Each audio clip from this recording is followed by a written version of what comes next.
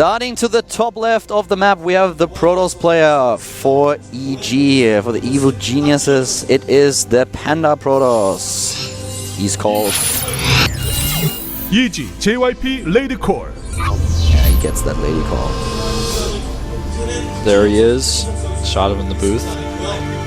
PC seems to be fine now. He's playing against the former Prime Zerg down here at the bottom right. Also known as B4, he is. BBoongBBoong. And let's talk a little bit about BBoongBBoong's history against Protoss. He is really fighting in his worst matchup now on a map that is historically good for Protoss. The recent games that he played in this matchup were against Squirtle in the WCS South Korea. He lost against Squirtle without winning a map. He also lost to First at the TSL for Korean qualifier. In the last season that he played in Code A, not this season, just the last one, he lost against Vampire. We have him with a loss against Seed. The only Protoss that he was able to win against was actually Choya and Tia. And that was a while ago. It was actually in the KSL, so ages ago. BBoongBBoong really struggling in this matchup. JYP, on the other hand, a very, very tough opponent. And starting things here with a Nexus first. Yeah, Nexus first coming out here. Oh, can't quite get that hatchery down. JYP, though, botches the second block. Forge has started now, so slightly riskier build here by JYP, but it's going to allow him to push a little bit ahead. JYP just was able to win against players like Bial, Moon. He took down Lovesick. He was able to win against Curious with the 2-0 in the last Code S season. He's an experienced player in this matchup. In general, has a lot of recorded games, in total over 100. And of course the map is playing a little bit in his favor. Right now he can decide whether he wants to go for a 2-base timing attack or take a third base. Both is possible on this map. If you want to get this third, you set up an artificial wall that you can close with force fields after that. But just an Immortal push, Blink Stalker attack with +2, and Gateway Hex in general is so strong here. You can also do it MC style and open up with a Stargate. He is going to be able to block this third base, no matter what BBoongBBoong wants. Can't have it. Didn't even have enough resources to make the hatchery there. Now the pylon will be cancelled when the Lings get it down to low hit points, but we did see that JYP went cannon before Gateway, which delays his tech just a little bit here. But he is going to get those gases up now back at home. We'll see a cancel on the pylon before it finishes. Back. Yeah, there it is. The third base now a little bit delayed, but still at 430, which is completely fine. No problem at all. With the wall that JYP set up here, he can now, of course, start his +1 attack upgrade pretty soon. But the thing is that it will definitely be known to BBoongBBoong. BBoongBBoong has Overlords in position. He will double check later on with the Zerglings as soon as the first Stalkers are out and chasing the Overlord away. But currently, JYP needs to start his core, and there it is. And as soon as the core is done, it will be the decision which path he wants to go to. Does he want to start with the Stargate, with the Robotics? What exactly does he want to pull off here? I think we're going to see Robo play. Stargate play on this map is so rare. You know, it's like not even that long ago on Belshire Beach, and when this map first came out as well, Ohana, Genius was doing Stargate play on maps like this quite often, doing it well. But now it's so figured out. People are just using robotics because it's the easiest one, the one that's everyone's practicing right now in this matchup. So I think that we will see some form of robotics. And with JYP, usually it's about the aggression. Nice dodge. Yeah, that was pretty nice. I think he may be able to get that probe home. Yeah, maybe. The probe was nearly running into Queen range, but then with a slight detour to the left, he was able to dodge the Queen range. Really well done. And now the probe has shields again, so he's definitely going to be able to save it. Oh, look at that. The probe wants revenge. Coming with the Zealot here. That probe is angry, man. That probe is pissed. He's had enough. Screw angry birds, man. This is angry probes. Yeah. That would be a fun game. That would be a fun game. I would play that. I would play that. Somebody make that. Somebody out there make that. Exactly. Just do it. Do it now. Yeah. It better be done when we finish casting today. I want to play it right away. Yeah, I want to play it on my way home tonight. I want to have a whack-a-mole game where you whack probes. That would be awesome. You're actually, every time you press the touch screen with your finger, you have like a spine crawler animation, like your finger's a spine crawler. Something like it. This slow Ling retreat here is going to be a little bit annoying for BBoongBBoong because he can't quite fight against Stalkers just yet. Stalkers and Lings off creep have the same movement speed. Actually, I thought about it. Whack a probe would be my downfall. It would be horrible for me. I would kill my tablet. I would just completely pummel it with my fist. He cancelled one of the Roach ones, right? He started 2, but I really hope that... no, it actually finished. So he's really building 2 Roach Warrens. If he doesn't want to go for some sick timing strategy with burrow, movement, and speed, that's a mistake. Yeah, I've never really seen it, but... We've seen some players like... I remember Sheth did this once or twice. I've seen some people do it. Sometimes when you accidentally make 2 Roach Warrens, you don't realize it, then you just do it because you're like, well, I can do this now. And players even said in interviews, well, I didn't plan to do that strategy. I didn't plan to get both the upgrades really fast. Once I realized I had 2 Roach Warrens, I went for it. Yeah, so now he has the second Roach Warren done. And speed, or rather the Roach speed can't be started when the layer is finished. Yeah. Latec is ready, so let's see. I don't think we will see the double upgrades, but 1 and... No, he doesn't have the gas. Yeah, not the gas yet. He's making roaches, doesn't look like he's going to get it. Yeah. Oh, by the way, we have the double layer wall here for JYP. Definitely indicating he wants to go for the Immortal push and not the expand. He's going to make a full wall at his natural, and he has one at the main base. So if his first wall is broken, the Lings will not be able to get into his main either.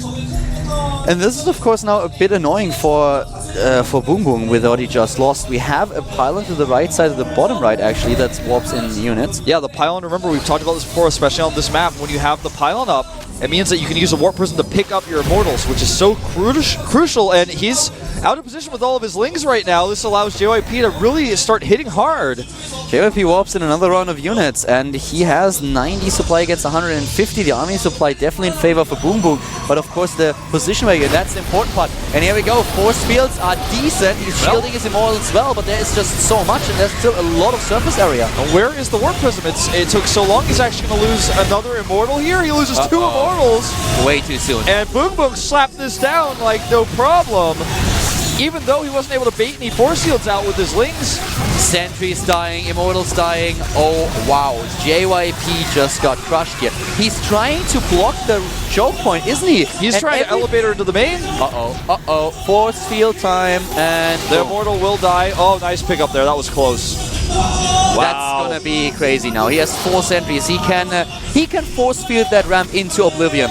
He's taken a bad situation and turned it into a pretty good one here. I cannot believe that BBoongBBoong didn't see that coming. When this Warp Prism was heading towards the cliff, it was pretty obvious what's gonna happen. So if he sends those Lings down or not to the high ground immediately, he's fine. Now he will actually go for the counterattack here, where JYP has a massive amount of defense, but with all the production he had, he's got enough roaches here to push the Warp Prism out, saves most of his drones. Here's the counterattack. Yeah, JYP is still in a bad spot here. He tried to make the best out of a bad situation, but as you can see, despite the spawning pool being killed... Oh, actually, he has the transfuse energy, and he saves the pool too. That was a huge loss for JYP. With the roaches building in the main base, BBoongBBoong was able to defend against this block of the ramp. He took those sentries down, forced the rest of them to retreat with the Warp Prism. Really awesome position for BBoongBBoong to be in now. And he takes the perfect next step, starts the infestation pit. He's going to keep these roaches and Lings at the third base so JYP can never move out. JYP hasn't destroyed his rocks yet, even. Look at the supply alone, 160 against 88.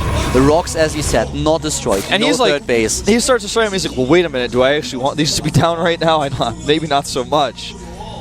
This Warp Prism is here just to be a distraction. He's not really going to commit with anything here. He warps in a few Zealots, is just going to pick them up immediately. And this actually does draw the Zerg Force back. This is exactly what he wants to accomplish with this. I feel, though, that BBoongBBoong was not going to commit to an attack now. He knows exactly how far ahead he is. He can take a 4th base without a problem. He can do whatever he wants. Pick up, take out maybe 2 tumors here. That's nice. Only gets 1, though. This is BBoongBBoong reacting to what he's seen. He's like, all right, well, you're going to actually try to push down, take that Nexus. I'm just going to say no. Yeah. BBoongBBoong is actually the president Zerg man. He's going to veto that Nexus. Even if the JYP Congress really wants it, BBoongBBoong says, no, I veto that. Yeah, he will. And Mutalisk should be the choice for BBoongBBoong here. I would be surprised to only see Corruptors. There's nothing. There are no Colossi. And if he has Mutalisk, he can target down the sentries as soon as the fight starts. He goes for Corruptors just to kill the Warp Prism. Yeah. I would have loved to see a little bit of, if he wants to crush the third later, Muralist would have been a good choice, I feel. He could have just tried to target down those sentries, make sure that the force fields are not going to be enough, because that's what he deals with. The sentries are going to be the big issue, and now that JYP starts to set up this third base, if he starts with the gateways up front, I feel that BoongBoong cannot take it down. It's going to be close. With good force fields and the amount of sentries that JYP has, I don't think that BoongBoong would be successful. Well, this Warp Prism is not long for this world. And BoongBoong, not only is he the president, man, but he's just got so much in his main base. Now, this is going to be too much. Even with all these Immortals, like you said, the force fields are the problem, but they don't last forever. He didn't start with his artificial wall yet. That's the big issue for him. But he pushes this back nonetheless. So it's tough for Boom. If he overcommits, he could lose too much. He should be really careful. He takes the fourth base that we talked about, but still.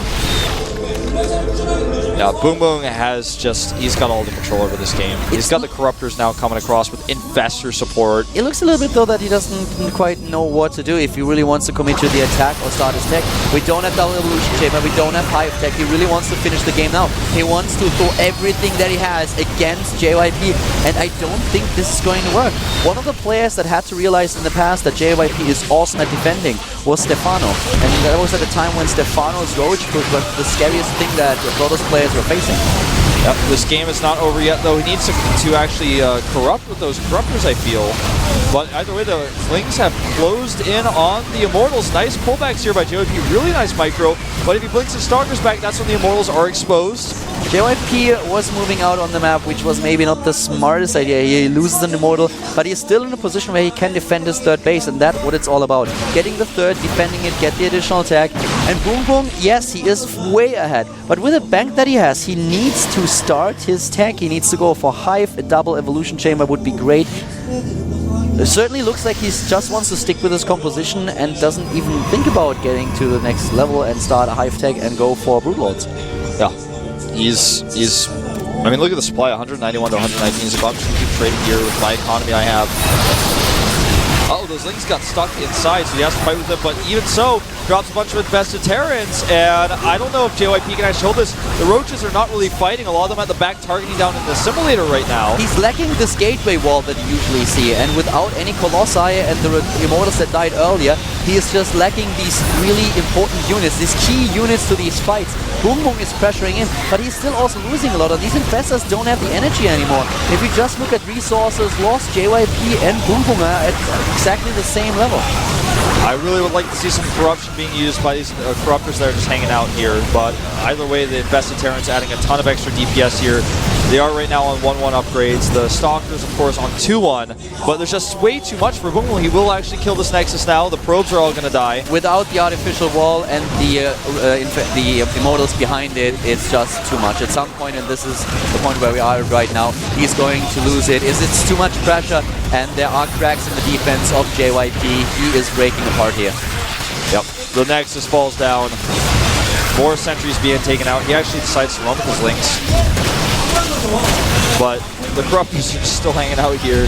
4 bases against 2 now. 100 supply lead for BoongBoong. The Hive tech has been started, but yeah, this is too much that's dying. When he moved out, when JYP moved out early, he lost 2 Immortals, and this was too much. He needs Immortals against this. GG.